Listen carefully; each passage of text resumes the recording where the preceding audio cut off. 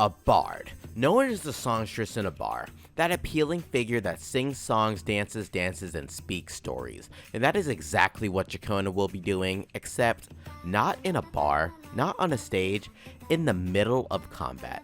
She will whip out her majestic non-gun and sing, Ciaccona! Help!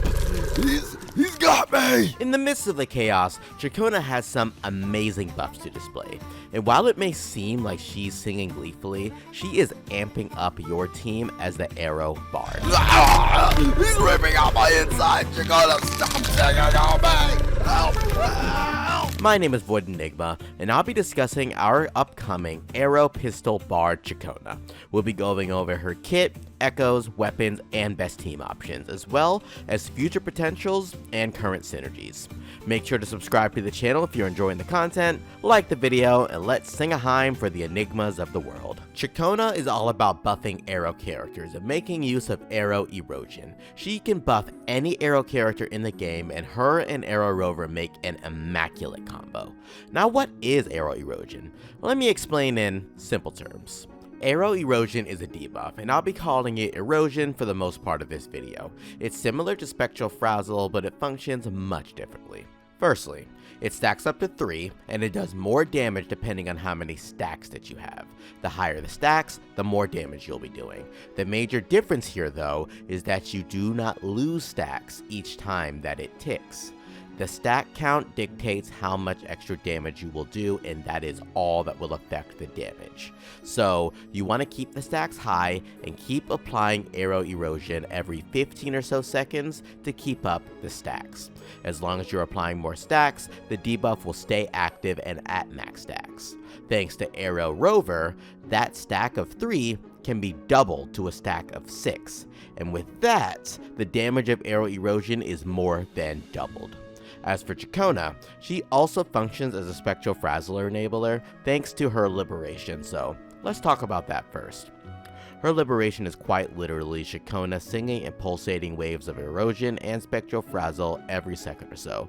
The range of this liberation is about as big as Chang-Li's Flame Sacrifice, or Camellia's Ethereal Bloom, or Aero Rover's Enhanced Resonance skill. So it's a decent sized space, but not quite as big as Shorekeeper's Liberation. She will pulse out 20 waves, and then she will leave the field. And once you activate this, you'll start to pulse out Erosion, so you'll need to actually manually swap it to Spectro Frazzle first if you want to distribute Spectro Frazzle. Once you swap out of her, she will continue to sing in place for about 20 seconds. If you swap back into her, then she will immediately end her liberation and you will assume full control of her. So it's just as simple as this. Use a liberation, swap out, and when you're ready to use Ciaccona again, you swap back in. Now while you're on field with her, let's talk about what she can do. Ciaccona's forte gauge consists of 3 nodes, and to get these nodes, you have to do the following: casting her basic attack 4, or casting an intro skill. When you have 3, then you can summon a majestic note that pulls in enemies and does a fair bit of damage. Her resonance skill will have you rush forward and apply erosion to the target. The ways to actually apply erosion to her kit are as follows. 1.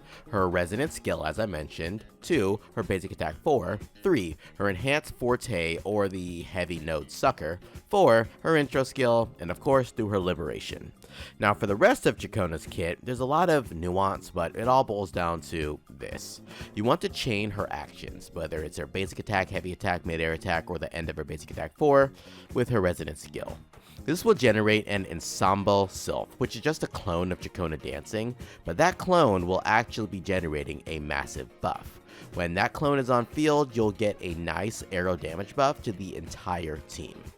All of that comes together to look something like this. You'll trigger her basic attack 4, and then you'll interrupt it in any way, whether you're hit or anything like that, to summon the ensemble sylph. And you can also summon it by using her resonance skill during any of her other actions to summon another clone and sing and buff. Then, you use her liberation to swap off of her. You can use your other characters while she provides buff to the team, being constant Aero Erosion and a giant Aero damage buff. Now, if you set things up right and trigger her Aalto, then you get something even better. Her Aalto buff buffs Aero Erosion by a significant amount, and it applies to all party members. It's very easy to maintain this buff because it lasts for about 30 seconds, so you'll have no problem keeping it up. So what Ciaccona provides is an Aero damage buff, an Erosion buff, and a constant stream of Aero Erosion, or Spectro Frazzle if you prefer that. While Ciaccona continues to sing her erosive tunes, let's talk about her echoes, and she really only has one option. The new echo set, Gust of Welkins, is a substantial boost to not only Ciaccona's damage, but also her teammates. When you build a team around Aero Erosion, you want at least one character in the party to have this set. It buffs Aero damage, and it also has an increased buff to all resonators on the team when Aero Erosion is inflicted, but the wearer gets a 30% boost instead, so that is a total of 40% Aero damage buff for Ciaccona, and 15% for the whole team.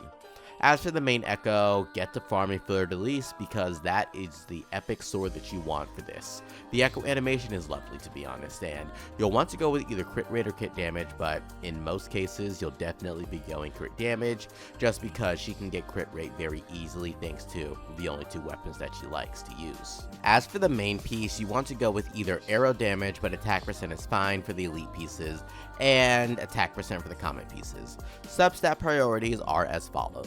Crit rate or crit damage, energy recharge as she needs, I would aim for about 125%, attack percent and flat attack, and then the rest of these are helpful but not really the best to prioritize, but liberation, heavy attack, basic attack, or resonant skill damage bonuses are all kinda helpful. Another option for her, if you're using her for a Spectro Frazzle enabler, is the Moonlit set, where she can actually use her Aalto to buff the incoming character, and the substat priorities remain pretty much the same. Now, Aero Rover is another character whose echoes we need to talk about. While you could run Aero Rover with the Gust of Welkins set, a better option is to use the Rejuvenating Glow set, especially if you run them with Ciaccona. The Gust of Welkins gives a universal 50% Aero damage buff, but it doesn't stack. So a better thing to do is to get the 15% attack buff from the Rejuvenating set, thanks to Aero Rover being able to heal. You definitely want to make use of different sets to buff your main carry rather than focusing on buffing a character that's dealing less damage. Now let's talk about weapons, cause Ciaccona is a pistol character for some reason, so let's get to blasting bullets rather than spitting rhymes. Ciaccona's signature weapon, Woodland Aria, is amazing. Firstly, it has a massive 36% crit rate buff, supplementing all of her crit stat needs, and then it gives a standard 12% attack buff, but alongside this is a bigger bonus.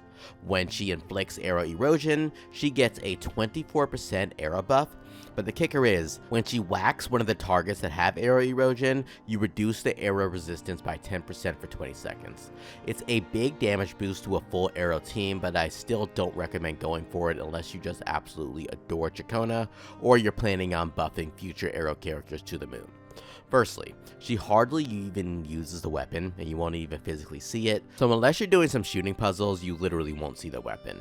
But the main reason why to skip this weapon is because of the next best option, Static Mist.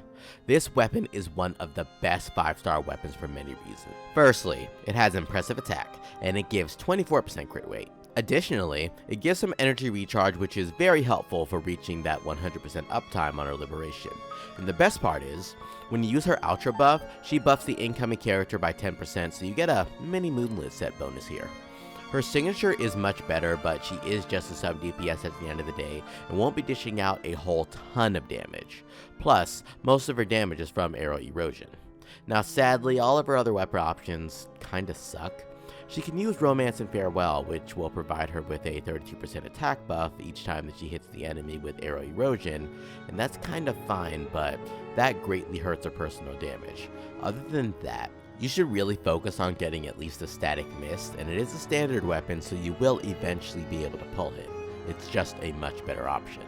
Now before we talk about Ciaccona's teams, let's talk about Ciaccona's best partner. It's honestly really sad for those who don't have this 5-star, considering you have to do so much to get them. You gotta beat the story all the way up to Renacita version 2.2 quest to unlock Aero Rover, Ciaccona's best partner. Now Ciaccona and Aero Rover together are an ultimate duo to buff Aero characters, meaning Jiyan, Aalto, and Genshin. You get a massive buff and future team options as well.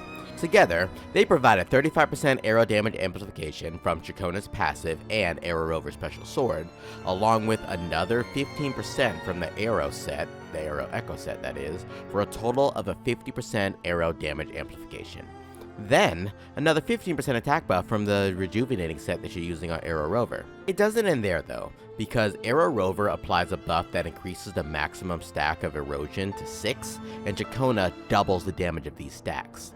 These two are an amazing combo, so for every conceivable team with an Aero character in the passenger seat, they get a whopping 50% Aero damage buff, along with a 15% attack buff, and that's active at all times without needing an Aalto buff. In addition to that, you also have a constant tick of Aero Erosion on the enemy with minimal effort. So yeah, Ciaccona's best team are going to be involving Aero Erosion buffers like Aero Rover.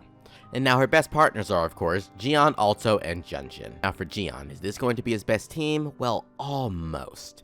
It's very much on par with his current team, being with Mortiphy and Shorekeeper, but until we get further refinements for Aero Rover's weapon, these buffs don't outweigh Jiyan's current options, which is the 38% attack bonus from Mortiphy, and then a 50% damage amp, 25% crit damage, and 12.5% crit rate from Shorekeeper. Sadly, they ain't beating Shorekeeper buffs, but they are damn close. When and if Aero Rover gets full refinements for their sword, we'll actually be able to bring that aero damage buff from 50% to 66%, and then perhaps it will be a better team. It is beating Verena though, so that's something. For Aalto, I think this is hands down his best team option, considering that Aalto also buffs aero damage, so he'll be able to swap into Ciaccona and buff her even more. Ciaccona's best teammate is just not quite here yet, but we do have a certain storm goddess that's on the way, so we'll see how that turns out in the future. Now enough about aero teams, let's talk about Spectro Frazzle. If you hated using Spectro Rover and want to use a different rover, then Pheobe will be happy with your new Ciaccona. Phoebe's biggest problem is keeping up the stack of Frazzle on new waves of enemy. It's tough to do in modes like Wuthering Waves, and it's just plain annoying in multi-wave stages in the tower. With Ciaccona, she can have a nice ample amount of Frazzle with her liberation, and Ciaccona can actually do some decent damage. As long as the enemy has at least one stack of Frazzle, Pheobe is online. Additionally, you'll have both Aero Erosion and Spectro Frazzle firing off simultaneously, and while Spectro Rover will be better in every single target scenario, in any multi-wave content, Ciaccona all the way. Zani is another Spectro Frazzle character that can use Ciaccona, and it ain't better than Pheobe, but it is better if you are using her alongside Spectro Rover and you don't have Pheobe. These two can be used together to really charge up Spectro Frazzle with Zani to blow up into a triple Nightball combo. Without Spectro Rover, it will be very slow to build up Spectro Frazzle, but not impossible. Eventually, Ciaccona will get enough stacks for Zani to become online and achieve the full advantage of 3 Nightfalls, just not in the first rotation. You can also use her in a team like Zani, Mortiphy, and Ciaccona, which will greatly buff Zani's heavy attack damage while Ciaccona just stacks Spectro Frazzle off field. It's very off meta and is really only a fun team to really try out because you don't have the comfort of a healer or anything, and you'll be relying on Zani's counter to keep the team alive. I talked more about this team setup in this video, so go check it out for more info on it. With those two setups in mind, Ciaccona will always function as a sub DPS for your characters, and she will always buff your own Aero Erosion damage, so running her as a sub DPS will always be an option. She won't be the best option, but she's definitely an option. Every current Aero character, she will be at least their second best in slot option, and as for Cartethyia, I can only imagine how greatly she will empower our unicorn goddess. Ciaccona is another character that fits the image of future impact of Wuthering Waves, which is a tad bit annoying. You can guess and infer her future roles, but her buffing prowess is still impressive nonetheless. With seamless Aero Erosion compatibility, she will always be a standalone functionable unit, but she won't really excel in anything that's not buffing Aero characters. This is a fun way to play newer characters like Jiyan and Aalto to change up things, but the current buffs for them are just fine because Shorekeeper is just that good of a character. Definitely better than Verena, so you can use your Shorekeeper elsewhere and have fun with a Mono Aero team. She is slightly tied to a Rover, and she really needs a Rover to pull out her full potential. And that can rub people the wrong way, but she is a fun character nonetheless. She's a fun, stylish support who has actual off-field value. She's got that peaceful, non-verbal bard song that just calms your soul.